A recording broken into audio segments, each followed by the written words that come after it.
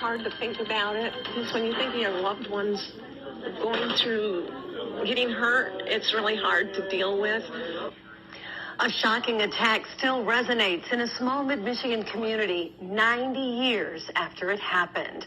Thanks for joining us. 90 years ago today, the deadliest school bombing in American history happened in Bath Township. The explosion killed dozens of people, including children. Alicia Bergio was at a memorial service this afternoon that honored all the lives that were lost. She spoke to a few people whose family members were inside the school when the disaster happened. She's here for you now with the story. 44 people, including 38 children, killed in 1927 during a brutal school massacre.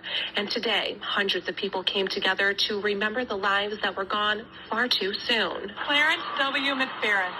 Francis O. Hefner. A somber day as people remembered the deadliest school explosion in U.S. history. My dad was in the 4th grade. He was buried alive.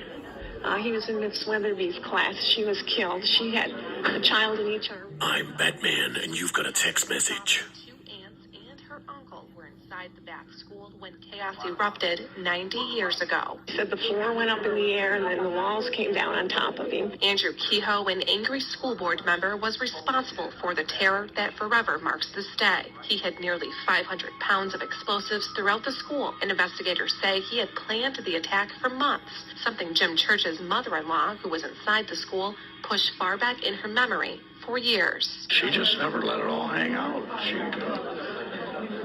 She told her, of course, it bothered her. She had a brother who made the injured list. Even for Alva Mae Nelson, her mother survived the bombing, and she says it was a nightmare that was difficult for her to bring to light. A lot of the people didn't talk about it because they didn't know how to. The Bath school bombing was a disaster that shook the lives of many, something this community hopes will never be forgotten.